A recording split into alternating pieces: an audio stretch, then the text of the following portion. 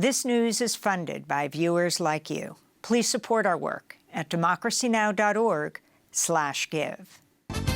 Welcome to Democracy Now!, democracynow.org, the War and Peace Report. I'm Amy Goodman.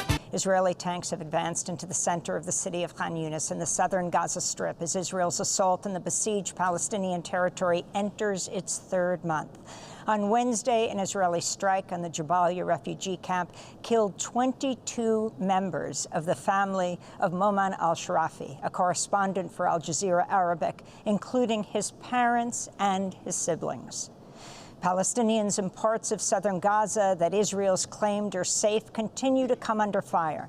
This is Amir Magnum, a 5-year-old boy injured Wednesday when an Israeli strike hit a school in eastern Khan Yunis where his family was sheltering.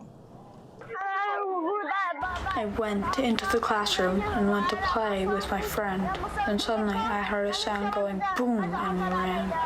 A rock fell on me, on my legs, and then I ran away. Who got injured? Father. A big rock fell on Father, hit him here on the leg, and a big rock fell on me, here on my leg.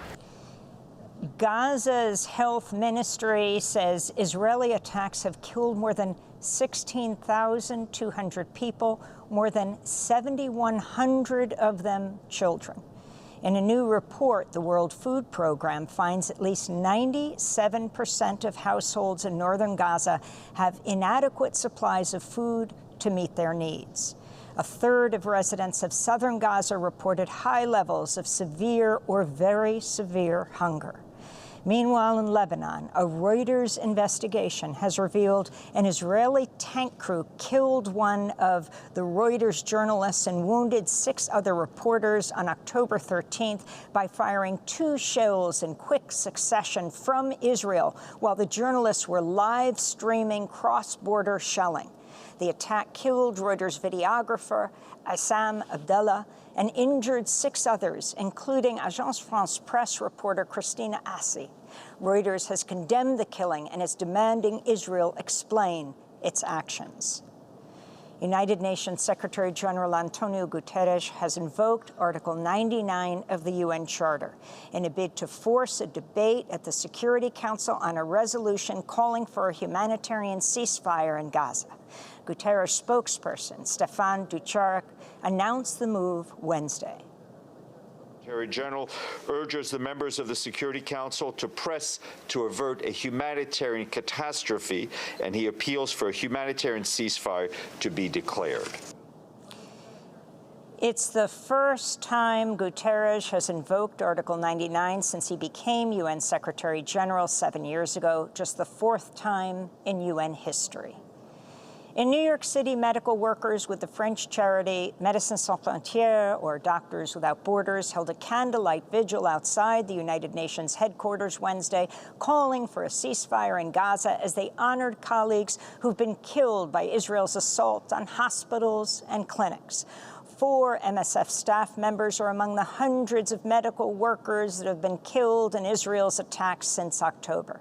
This is Dr. Africa Stewart, an obstetrician and chair of MSF's board of directors. We speak out now because you cannot deliver humanitarian aid while you fear for your own life. I'm here for the mommies. I'm here to remind us how hard it is to run full speed when you're pregnant, how debilitating it is to decide if you're going to hold your toddler's hand or a parent's hand as you flee. Our colleagues are being killed at the bedside of our patients. This must stop. We need basic perinatal care, which includes water and food and electricity. In the United States, senators blocked a procedural vote Wednesday on a $111 billion emergency supplemental bill to provide military aid to Ukraine, Taiwan, and Israel. Every Republican voted against the package after party leaders argued the bill didn't go far enough toward further militarizing the U.S.-Mexico border. Vermont Independent Senator Bernie Sanders also voted no.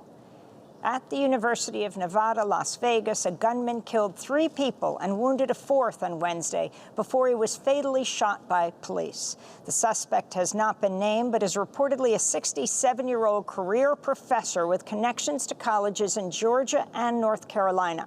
Las Vegas is the site of the worst mass shooting in modern U.S. history after a gunman killed 60 people at a 2017 music festival. Former Republican House Speaker Kevin McCarthy said Wednesday he's resigning from Congress at the end of the year. McCarthy's planned departure comes 2 months after he became the first House Speaker in U.S. history to be removed by members of their own party. Under California law, a special election must be held in about 4 months' time to decide who will represent McCarthy's district in California's Central Valley. His departure further shrinks Republicans' slim majority in the House after lawmakers voted last week to expel New York Congress member and serial fabulist, that's liar, George Santos. In Alabama, just 4 candidates took part in the 4th Republican presidential primary debate Wednesday evening. Donald Trump again skipped the debate, holding a fundraiser instead. Host Megyn Kelly set the stage for an unabated attack on transgender youth. Here she questions former New Jersey Governor Chris Christie, who opposes trans health care bans, citing parental rights. The surgeries done on minors involve cutting off body parts at a time when these kids cannot even legally smoke a cigarette. Kids who go from puberty blockers to cross-sex hormones are at a much greater likelihood of winding up sterile. How is it that you think a parent should be able to okay these surgeries, never mind the sterilization of a child? And aren't you way too out of step on this issue to be the Republican nominee? No, I'm not. Because Republicans believe in less government, not more. In less involvement with government, not more in government involvement in people's lives. Other candidates took host Megyn Kelly's bait to attack trans rights and cite medical falsehoods, with businessman Vivek Ramaswamy calling transgenderism a mental health disorder. Florida Governor Ron DeSantis had this exchange with former Trump UN Ambassador Nikki Haley. If you're somebody that's going to be the president of the United States and you can't stand up against child abuse, how are you going to be able to stand up for anything? That is the truth. We have it on video. I said that if you have to be 18 to get a tattoo, you should have to be 18 to have anything done to change your gender. You said the law should stay out of it. Meanwhile, frontrunner Donald Trump appeared in a Fox News town hall Tuesday night where he told host Sean Hannity he would not be a dictator if he becomes president again, quote, other than day one. He also told Hannity his priorities would be to close the border and drill, drill, drill. In related news, Georgia prosecutors have put former Vice President Mike Pence on their possible witness list in their sweeping 2020 election interference case. In Peru, former President Alberto Fujimori walked free from prison Wednesday after the Constitutional Court ordered his release on humanitarian grounds. The 85-year-old Fujimori had been serving a 25-year sentence since 2009 for the murder of 25 Peruvians during his rule in the 1990s. This is Gisela Ortiz, former culture minister of Peru and the sister of one of the victims of the 1992 Cantuta massacre, in which death squad members disappeared and murdered a university professor and 9 students. As relatives of massacre victims, we demand for the law to be respected. Law is equal for everyone, even if your last name is Fujimori. The processes and paperwork must be followed. If he is entitled to a pardon, this will be proven, but we don't want for our right to justice to be mocked, for years of hard work from relatives to be stomped on because everything is part of a political arrangement. The legendary television producer and longtime political activist Norman Lear has died at the age of 101. In the 1970s, Norman Lear helped revolutionize TV sitcoms with a string of hit shows, including All in the Family, Sanford and Son, The Jeffersons, Good Times, and Maude. Lear's social and political activism earned him a place on Richard Nixon's enemies list and the scorn of the Christian right. In response, he founded People for the American Way, a progressive advocacy group, in 1980. This is Norman Lear speaking in a 2016 interview with Democracy Now! I think it was H.L. Mencken who once said, nobody ever lost money underestimating the intelligence of the American people.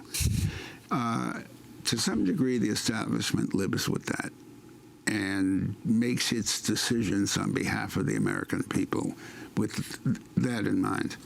I disagree. I think, we are provably not the best educated, but we're wise of heart, and we understand a lot more than we're given credit for. And today is Noam Chomsky's 95th birthday. To see our interviews with the world-renowned scholar, linguist, and activist on Democracy Now! About Israel, Palestine, the climate crisis, and so much more, go to democracynow.org. And those are some of the headlines. This is Democracy Now!, democracynow.org, the War and Peace Report. I'm Amy Goodman. And I'm Nermeen Sheikh. Welcome to our listeners and viewers across the country and around the world. Democracy Now! Is funded by viewers like you. Please give today at democracynow.org/give.